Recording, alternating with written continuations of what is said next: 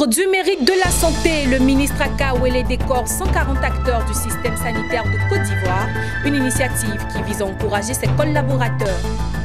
À Siné-Matiali, tournoi de réconciliation et de cohésion sociale, doté du trophée Dr Adama Coulibaly. Et puis, retour sur le secteur culturel en 2019, la mort de Didier Arafat a créé une onde de choc dans toute la Côte d'Ivoire et au-delà. Madame, Monsieur, bienvenue. Ravi de vous retrouver pour ce tout premier journal de l'année 2020. Bonne et heureuse année de la part de toutes nos équipes. 140 acteurs du système sanitaire de Côte d'Ivoire ont été décorés au titre de commandeurs, officiers et chevaliers dans l'ordre du mérite de la santé publique. Une initiative du docteur Eugène Aka Awele qui vise à encourager ses collaborateurs. Daniel Kodjo et Doumbia Ayouba ont pris part à cette cérémonie. Des distinctions sur fond de reconnaissance en ce début d'année. Les acteurs du système sanitaire de Côte d'Ivoire ont été décorés par leur ministre de tutelle. Par cet acte, le docteur Eugène Aka Awele salue la bravoure, l'abnégation et le leadership de ses collaborateurs. En programmant cette cérémonie de distinction, nous avons voulu traduire tout simplement notre attachement personnel et celui du gouvernement ivoirien à la valorisation des compétences et à la promotion de l'excellence. Cette cérémonie vise à récompenser des personnes ayant rendu des services appréciés dans le secteur de la santé et des dirigeants publics et qui ont satisfait aux conditions requises. Après les avoir félicités, le ministre a encouragé les lauréats à travailler d'arrache-pied pour le bien-être des populations vivant en Côte d'Ivoire. Un appel bien perçu par les lauréats. Au nom de ceux-ci, le professeur Beignet Bivreau, directeur de l'Institut national de l'hygiène publique, a traduit sa reconnaissance. Merci, monsieur le ministre. Vous qui ne lésinez sur aucun moyen pour insuffler à tous vos collaborateurs une mentalité de gagneur. Et cela grâce à votre leadership et à votre style de management. Cette décoration des acteurs du système de santé de Côte d'Ivoire est la 4e du genre organisée par le ministre de tutelle Eugène Aka Awele. Il rassure que ces distinctions seront de plus en plus régulières en vue de créer une saine émulation des agents et acteurs de santé en Côte d'Ivoire. Grande était la joie des récipiendaires à l'issue de cette décoration. Certains parmi eux se sont exprimés au micro de Daniel Kodjo et Doumbia Ayouba. Je vous propose de les écouter. Alors, j'ai plus de 20 ans d'expérience à mon actif puisque je suis diplômée de fin 93 et je suis installée en tant qu'officinale en Côte d'Ivoire depuis fin 95. Et le sentiment qu'on a quand on sort d'une cérémonie telle que celle-ci, on est vraiment très heureux, très flatté, parce qu'évidemment on est choisi sur le mérite, sur le nombre d'années d'expérience et bien d'autres critères, mais c'est de la reconnaissance. On est satisfait parce que quelque part, c'est la reconnaissance de la nation. La nation reconnaît que ce que nous faisons comme combat, comme action, est bon. Mais en même temps, c'est pour moi un défi, c'est-à-dire qu'il faut aller beaucoup plus, il faut aller au-delà de ce qu'on a fait jusqu'à présent. C'est une satisfaction, je ne pensais pas l'avoir, c'est vrai, je ne le faisais pas pour mériter une décoration, mais je suis contente qu'on ait pu reconnaître ce mérite parce qu'effectivement il y a bien longtemps que je travaille pour l'amélioration de la santé bucco-dentaire pour notre pays, c'était ma passion. Je suis vraiment content, je suis fier. Et c'est pour cela que, à travers ma petite personne, dis merci au gouvernement, dis merci au ministre de la Santé qui a œuvré à ce que je sois là aujourd'hui. Donc je lui dis merci. Rendons-nous à Siné-Matiali dans le nord de la Côte d'Ivoire où les populations ont partagé leur foi en une Côte d'Ivoire de paix en cette nouvelle année 2020 et ce à travers le tournoi doté du trophée Dr Adama Coulibaly, un tournoi de football pour prôner la paix et la cohésion sociale dans le département. Le reportage de Ouattara Daouda commenté par Nadia Ounoud. Et nous sommes au terrain municipal de Siné-Matiali, où se tient la grande finale du tournoi de réconciliation et de la cohésion sociale. Toutes les danses réservent un accueil chaleureux au parrain et à sa forte délégation. Dr Adama Koulibaly, directeur du Conseil Coton et Anarcade, et sa délégation donnent le coup d'envoi. C'est parti pour 90 minutes d'intenses affrontements sportifs dans un esprit fair-play. L'équipe de Calcio FC en bleu et celle de Oulo 1 n'ont pu se départager à l'issue du temps réglementaire. Place au tir au but. C'est finalement l'équipe de Calcio FC qui emporte la victoire. 3-0 face à l'équipe de Oulo 1.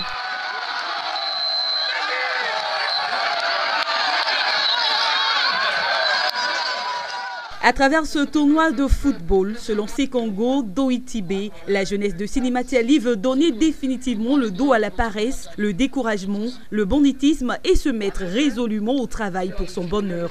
Le docteur Adama Koulibaly, directeur général du Conseil Coton Anarcade, parrain de la cérémonie par ailleurs fils de Sinématiali, a pour sa part salué l'initiative de la jeunesse avant de les exhorter à toujours cultiver la paix et la cohésion sociale. J'invite les jeunes de Sinématiali à la cohésion. Mais avant ça, je voulais dire que tout ce que nous avons à faire, c'est parce que nous avons une position sociale et professionnelle. Directeur général du Conseil Coton Anarcade, c'est pas rien.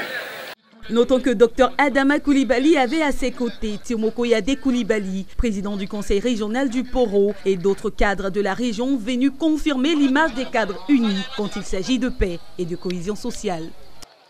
Fin d'année oblige, l'heure est au bilan. L'année 2019 a été riche en événements culturels. Un coup d'œil dans les rétroviseurs s'impose. Record, sortie attendue, carton au box-office. Mais un événement aura le plus marqué les Ivoiriens en 2019, c'est bien la mort de DJ Arafat le 12 août 2019, des suites d'un accident de moto. Business 24 a suivi de bout en bout ce drame national pour vous. Le retour avec Daniel Couture. Joue les magiciens.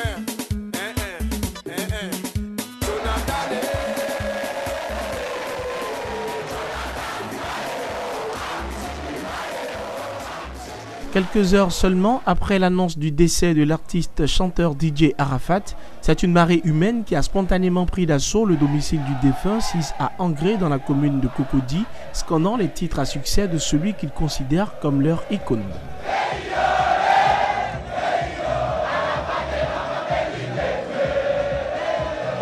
Pour ses fans, la date du 12 août restera à jamais gravée dans les annales de la musique ivoirienne. Personne ne s'y attendait. La mort de DJ Arafat ce jour est encore inacceptable. Nous avons appris la triste et affreuse nouvelle de la mort de DJ Arafat. Nous sommes venus chez lui présentement pour pouvoir voir vraiment si ces rumeurs est vraiment vraie. Et nous sommes venus constater que c'est vraiment vrai. Vraiment, le monument du Coupé Calais est détruit. Moi, je ne pense pas qu'il est mort. Je ne pense pas parce que certaines personnes le disent, mais rien n'a été vérifié. Il parle avec des peines. Je suis touché. Sincèrement, je suis très touché. DJ Arafat n'est pas seulement adulé par ses fans. C'est toute la Côte d'Ivoire et l'Afrique culturelle qui le pleurent. Le président Alassane Ouattara, dans son message de condoléances, le décrivait comme l'icône de la jeunesse et ambassadeur de la musique et de la culture ivoirienne. À l'instar d'Alassane Ouattara, d'autres personnalités lui ont également rendu hommage sur leurs réseaux sociaux. Il s'agit entre autres des artistes Maître Gims et Booba, les footballeurs Emmanuel Adebayor, Eto'o Fils et Didier Drogba et bien d'autres. Ouan Ange Didier, de son nom d'artiste DJ Arafat, encore baptisé le Daïchikan ou encore le Yorobo, a supporté haut le drapeau ivoirien à travers ses tournées africaines et occidentales grâce au coupé décalé dont il était la figure emblématique. On a fait les États-Unis, Canada, Europe, on a conquis toute l'Afrique. Le dernier concert que j'ai plus adoré, c'était celui de Dakar. C'est ici, à Cocody, Angré 7e tranche, que le drame s'est produit dans la nuit du 10 août, autour de 23h30. DJ Arafat, amoureux de moto, percute violemment un véhicule. L'artiste de 33 ans rendra l'âme à 8h30 dans une polyclinique. Les témoins s'en souviennent. J'ai assisté à la scène, à l'accident. Vraiment, ça m'a fait un choc. Bon, il est venu, il était en moto, il était en train de faire son plaisir, et puis il a percuté la femme, ça l'a projeté et puis il est tombé sur sa tête. Donc dès que j'ai vu ça, je me suis abaissée. Il a crié mon Dieu. En fait, je ne savais pas si c'était lui. Il dit, c'est enfant de qui est tombé comme ça? Et puis il y a un jeune qui vient et puis il nous dit, c'est Arafat. Immédiatement, il avait un ami, je ne sais pas si c'était son garde corps, qui était là, qui a commencé à le souffler pour qu'il puisse respirer. Voilà, au fait. Et puis les gens sont venus autour, il a fait reculer les gens pour ne pas l'étouffer. La soirée, Arafat était assis juste à côté de nous là. Et puis après, il a bu des shots jusqu'à ce qu'il aille prendre la moto. Ses camarades lui ont dit non, il n'a qu'à laisser la moto, il n'a qu'à s'asseoir, ils vont boire et puis après, ils vont partir. Il dit non, il va faire un tour. Il a pris la moto, il allait vers le pont Soro. Et puis après, il est revenu, il a pris la voie, l'autre voie. C'est quand il sortait et puis la femme aussi sortait de l'autre côté. Puis il a percuté l'arrière de la voiture de la dame, puis il est tombé de l'autre côté. Très vite, sa famille musicale s'organise pour les hommages. Le stade d'Angré semble être choisi pour servir de cadre pour rendre hommage à l'artiste. Nous avons décidé de lui rendre hommage. Cet hommage-là se passe à Angré, au stade d'Angré. Cet hommage se déroule sous 3 jours. Et pendant ces 3 jours, nous aurons vraiment de la musique, il y aura tout ici. Alors j'invite tout le monde à venir nous soutenir, à venir rendre hommage à DJ Arafat, qui ne nous a pas quittés parce que mine de rien, il est mort, mais son esprit demeure en nous. DJ Arafat a été élu meilleur artiste de l'année aux awards du Coupé Décalé en 2016 et en 2017.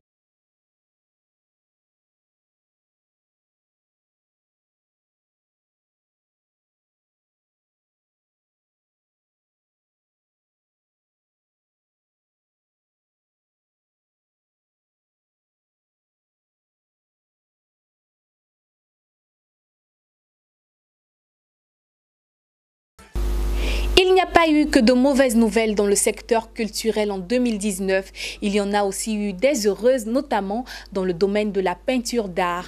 L'illustre artiste peintre ivoirien Jacques Samir Stenka a célébré ses 60 ans de peinture à travers de belles expositions. C'était en septembre 2019 au Sofitel Abidjan, Hôtel Ivoire. Retour sur cet événement avec Richard Akeke et Emmanuel Bonzo.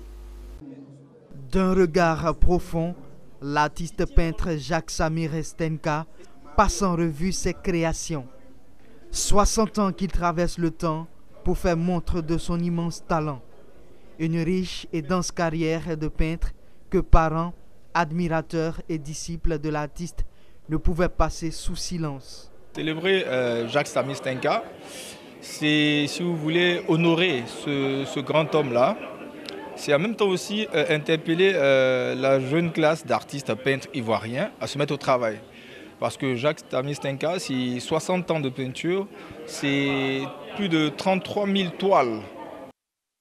Les toiles de Stenka mêlent énigmes, symboles et mystères, plongeant les amateurs d'art plastique dans le beau, l'abstrait et l'imaginaire, marque de fabrique de l'artiste peintre.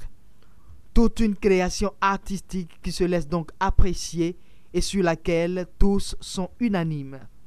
C'est quelqu'un vraiment qui mérite une cérémonie telle que celle-là. Vraiment, c'est quelqu'un qui a beaucoup aidé la nouvelle génération, qui a donné de l'énergie, de la force. Je le trouve fabuleux, je le trouve grandiose et je le remercie d'être là. À 73 ans, Stenka ne cesse d'exprimer son immense talent, preuve d'un amour infini pour sa passion. Un attachement à celle-ci qu'il veut communiquer à la nouvelle génération. La création, c'est soi-même, ça vient de soi-même, ça vient de ton cœur. Tu travailles pour toi-même, tu travailles pour personne. C'est ça la différence entre la peinture et les personnages qui vous regardent. Nous travaillons pour nous-mêmes, pour notre bien. L'inspiration, c'est un langage de paresseux. Quand tu ne penses à rien, j'ai l'inspiration. Il faut avoir de l'inspiration pour faire quelque chose. Nous, non, c'est un travail, c'est devenu un métier. C'est perpétuel ce qu'on fait, perpétuel sans arrêt. On a un langage de beau. Il n'y a pas 2 œuvres qui se ressemblent, 2 œuvres identiques sur les 65 000 œuvres que j'ai. Malgré le poids de l'âge, le peintre continue de déployer son immense talent au travers de ses œuvres. C'est donc un hommage mérité pour une icône, un monument de l'art en général et qui s'inscrit dans une série de reconnaissances du travail de l'artiste. Et puis, l'année 2019 aura également été marquée par des crises à répétition au Burida, le bureau ivoirien des droits d'auteur. Le ministre de la Culture et de la Francophonie, Maurice Bandama, pour mettre fin à cette crise, a annoncé un organe consensuel de transition. C'était lors des rendez-vous du gouvernement, une tribune qui a permis au ministre de s'exprimer et de dresser le bilan culturel de l'année 2019. Invité à cette tribune d'information gouvernementale, le ministre de la Culture et de la Francophonie s'est penché sur le piratage des œuvres de l'esprit et le remous qui alimentent le quotidien du Burida, le bureau ivoirien du droit d'auteur. Sur le piratage des œuvres de l'esprit, Maurice Kwaku Bandama a indiqué que l'État ne pouvait se substituer aux opérateurs privés sur les mécanismes de lutte comme les boxes de proximité et les usines de pressage. Le ministère, l'État ne peut pas entrer en compétition et en concurrence avec les privés. Au Ghana, ce sont des privés. Au Nigeria, ce sont des privés. L'État a apporté un appui. Chez nous, malheureusement, les privés avec lesquels nous avons voulu porter ce projet, à un moment, ou bien ils ont changé d'avis, ou bien ils n'ont pas été opérationnels. Nous avançons de l'argent, et puis après, nous sommes seuls sur le projet. Mais nous n'avons pas abandonné, nous continuons. Je sais que vous n'avez pas parlé de l'usine de pressage, mais tout ça, ça rentre dans la même dynamique. Nous souhaitions avoir des œuvres de qualité par une usine de pressage ici en Côte d'Ivoire, malheureusement, avec l'opérateur ou le projet, la coopération n'a pas bien porté, mais nous n'avons pas baissé les bras. Selon Maurice Kwaku Bandama, cette situation n'a pas altéré la volonté du gouvernement d'œuvrer un meilleur cadre de vie des auteurs. C'est pourquoi son département ministériel a entrepris des réformes dans la gestion du droit d'auteur face aux crises que connaît le Burida, des réformes qui ont produit des résultats. Nous sommes en train, avec la crise que nous connaissons, avec les artistes eux-mêmes, nous avons tous convenu de mettre en place un organe consensuel de transition qui aujourd'hui est sur la table du Premier ministre, qui est totalement bouclé. C'est bouclé, c'est calé. Et dans les jours qui viennent, nous allons faire connaître la composition des responsables des nouveaux organes, avec un directeur général adjoint, et des membres du conseil d'administration, avec un comité de mise en œuvre des recommandations de l'audit qui a été fait. Et donc, nous allons mettre fin aux crises à répétition. Maurice Kwaku Bandama, ministre de la Culture et de la Francophonie, a insisté sur la volonté de son département ministériel à contribuer à la richesse nationale. Les rendez-vous du gouvernement sont une tribune périodique initiée par le CICG, le Centre ivoirien de communication gouvernementale, afin d'expliquer la politique des pouvoirs publics. En image, pour finir, la croissance économique du Rwanda entre 2000 et 2018 a atteint une moyenne de 8%. Ce taux de croissance économique a été rendu possible grâce à 5 facteurs que sont l'augmentation du PIB et du SMIC, l'accessibilité de l'assurance maladie, l'augmentation d'infrastructures sanitaires, la réalisation de plusieurs infrastructures modernes et la politique efficace de lutte contre la corruption. Aussi, la Banque africaine de développement BAD s'est jointe à 11 autres organisations internationales pour assister les pays en voie de développement dans la construction de leur résilience aux événements climatiques extrêmes. Et voilà, c'est la fin de ce journal. Nous vous remercions de nous avoir suivis pour ce tout premier jour de l'an 2020 en vous réitérant nos vœux les meilleurs et plein succès dans vos affaires avec Business 24 Africa.